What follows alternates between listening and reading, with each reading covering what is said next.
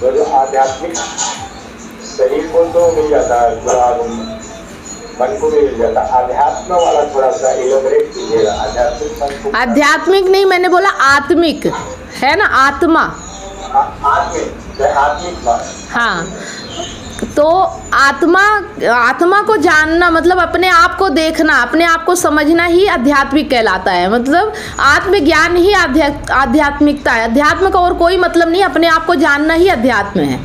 ठीक है, कि हमारा केंद्र क्या है और वो कैसे होता है। तो इसके लिए ही गीता बनाई गई है, इसके लिए ही उपनिषद है, इसके लिए ही वेदांत है ना। ये सब चीज़ें जो होती है, ये जितनी बुक्स निकलती है ना, ये सब इन्हीं से निकलता है।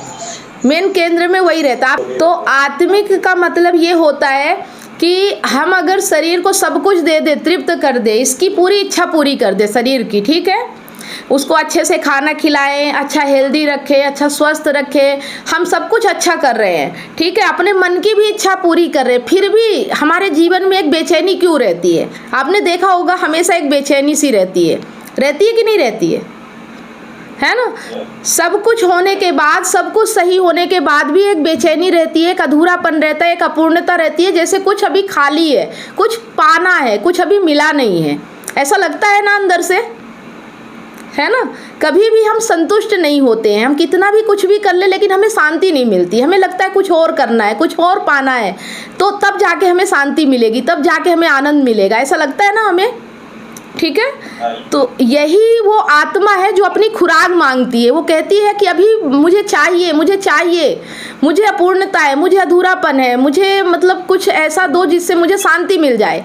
तो आपको शांति कब मिलती है? जब आप जानते हो, जब आप ज्ञान लेते हो, जब आप अच्छी ऊंची संगति करते हो, जब आप ऊंचा लक्ष्य बनाते हो, जब अपने जीवन को आप बहुत ऊंचाई तक ले जाते हो, तब जाके कहीं आपको एक शांति मिलती है, एक आनंद का अनुभव होता है, ठीक है, समझ रहे हैं। तो आत्मा की खुराक क्या है? जितना भी आप लिबरेशन कर सके, जितना भी आप ऊंचा कर सके, ऊंचे से ऊंचा। आत्मा कभी छोटे में संतुष्ट नहीं होती है ना। आप छोटा करोगे, आप शरीर के तल पे और मन के तल पे करोगे ना, तो आत्मा कभी संतुष्ट नहीं होती। एक अधूरापन, एक अपूर्णता आपके जीवन में हमेशा रहेगी।